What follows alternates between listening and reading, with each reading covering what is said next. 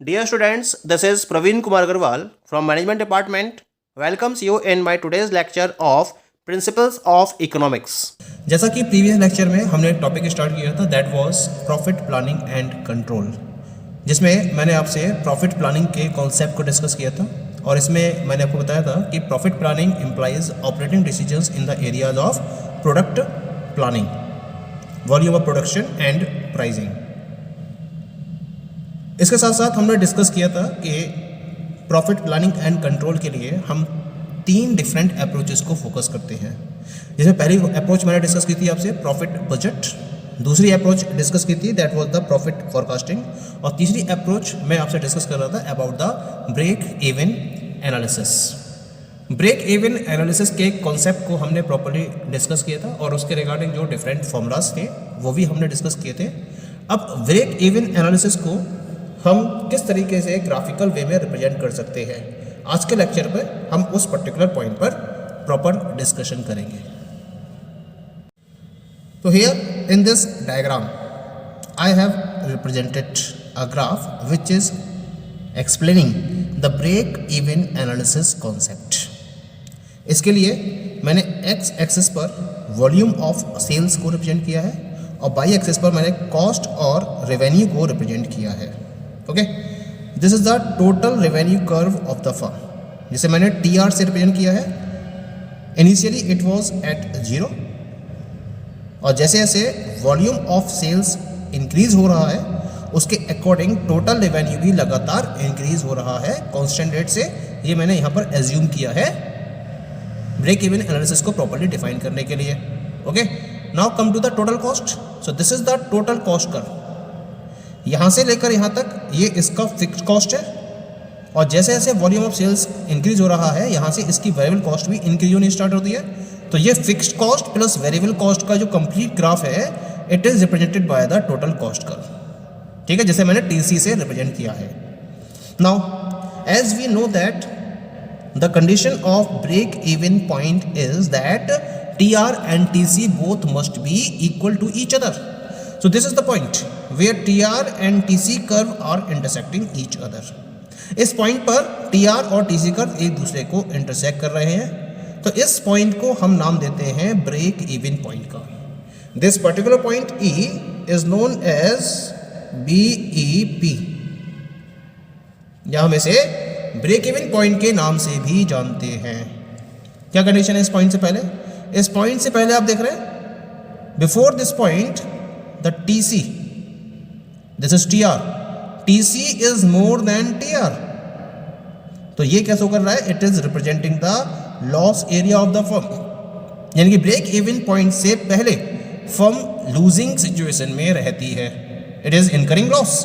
लेकिन जब हम ई पॉइंट के बाद की बात करते हैं तो उस केस में जो TR है वो TC से एक्सीड हो जाता है, और जब TR TC से एक्सीड हो जाता है तो फर्म का प्रॉफिट लगातार इंक्रीज होता चला जाता है। तो इसका मतलब जो कंप्लीट एरिया है पॉइंट E के बाद का वो प्रॉफिट जोन को रिप्रेजेंट करता है, और E पॉइंट जो है वो जीरो प्रॉफिट को रिप्रेजेंट करता है, जीरो प्रॉफिट या फिर जीरो लॉस।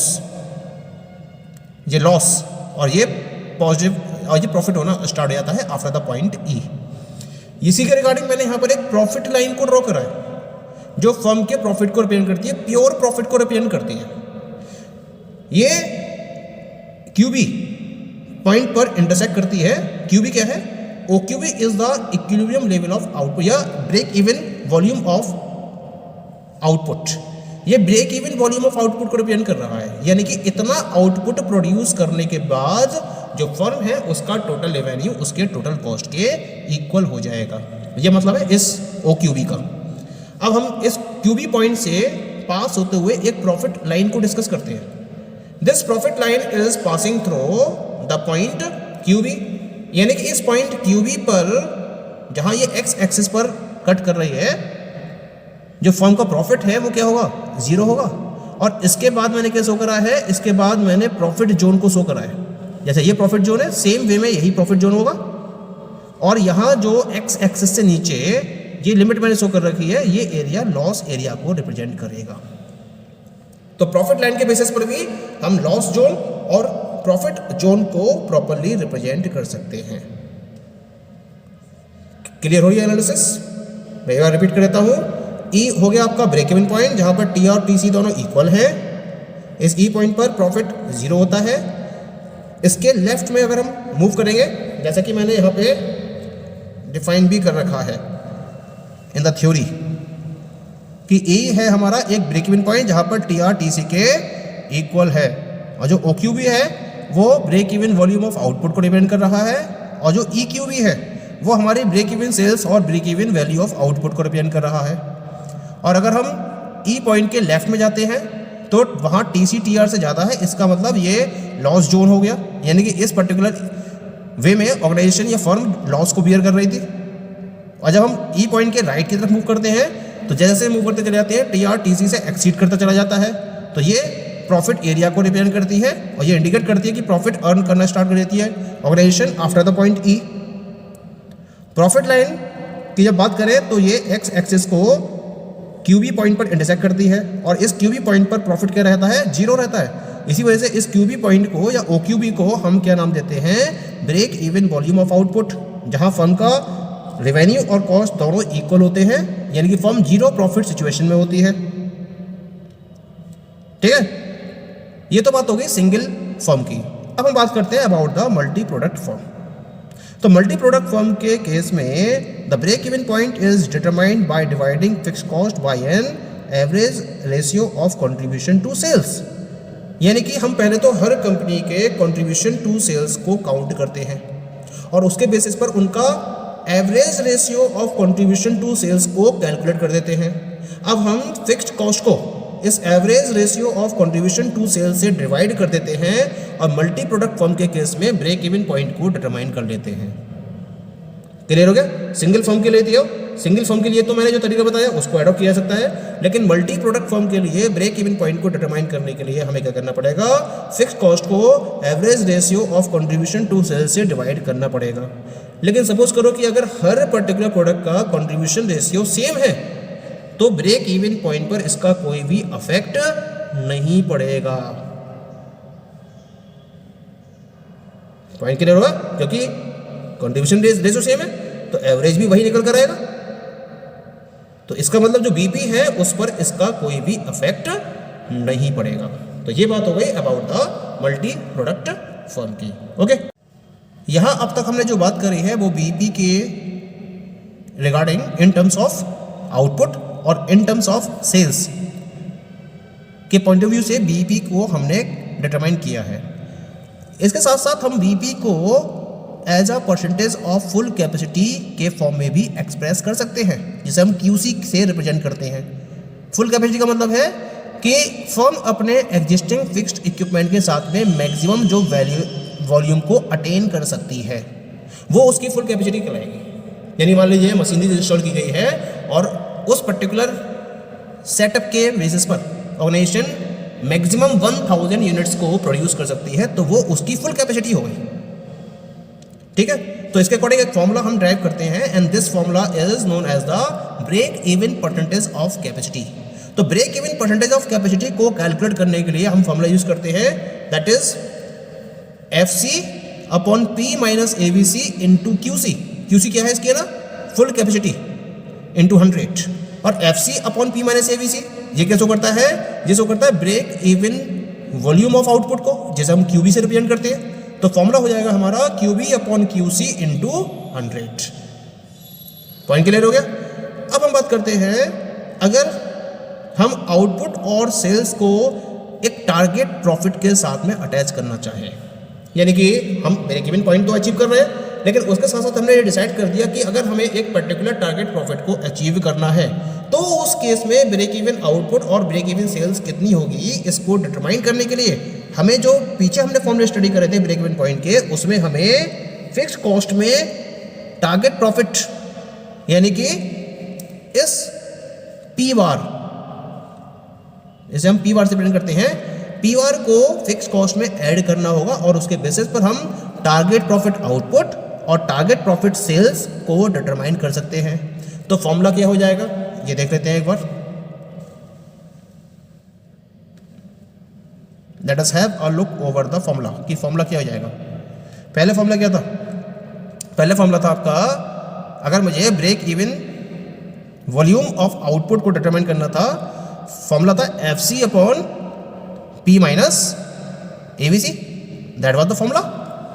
अब क्या करना पड़ेगा, अगर मुझे टारगेट प्रॉफिट आउटपुट QB को डिटरमाइन करना है तो मुझे फिक्स कॉस्ट में उस टारगेट प्रॉफिट को ऐड करना पड़ेगा, बस इतना सा काम करना है। तो फॉर्मूला क्या बन जाएगा, FC प्लस P बार जो टारगेट प्रॉफिट को रिप्रेजेंट कर रहा है अपॉन P माइनस ABC।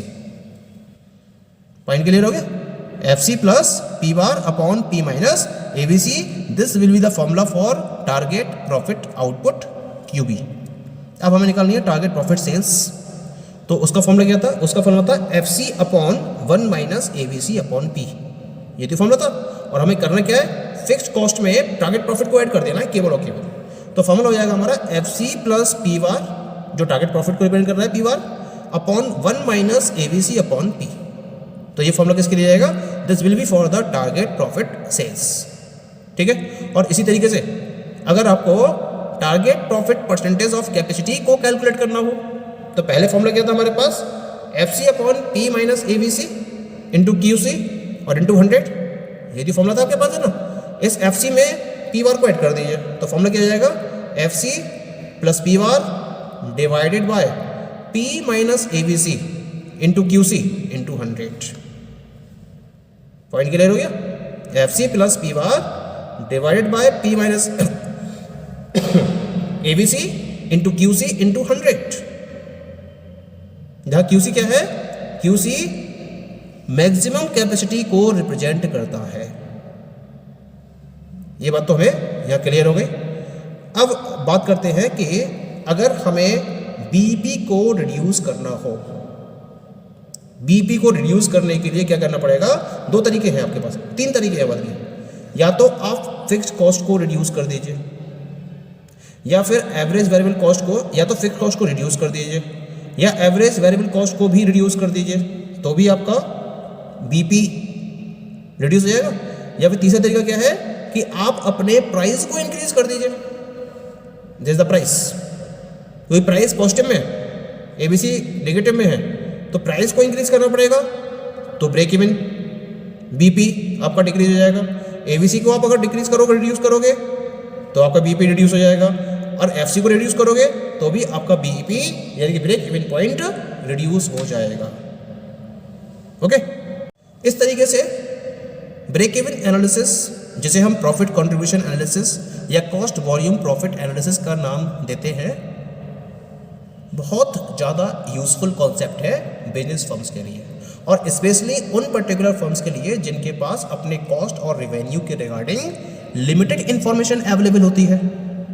तो वो क्या करते हैं, इस लिमिटेड इंफॉर्मेशन के बेसिस पर अपने ब्रेक इवन को डिटरमाइन कर लेते हैं, और उसके साथ साथ अपने टारगेट प्रॉफिट प्राइस आउटपुट को भी डिटरमाइन कर लेते हैं। जब वो इस पर्टिकुलर कॉन्सेप्ट को फोकस करके इन पर्टिकुलर पॉइंट्स को डिटरमाइन कर लेते हैं, तो इसके बेसिस पर ये होने वाले इनिशियल लॉसेस को भी अवॉइड कर सकते हैं, और उसके साथ साथ नए प्रोडक्ट के कंफर्म्ड ऑर्डर को भी डिसाइड कर सकते हैं। ये सबसे खास बात है, क्योंकि एक बार आपको अपना ब्रेक इवन के बारे में प्रॉपर इन्फॉर्मेशन मिल जाती है, तो उसके बेसिस पर आप डिफरेंट टाइप की पॉलिसीज में चेंज करते हुए इनिशियल लॉस से भी बच जाते हो, और न्यू प्रोडक्ट के बारे में कंफर्म्ड ऑर्डर को लेकर डिसीजन भी 100% वे में फुलफिल कर पाते हो। This is the main use of the break even analysis. Okay, thank you.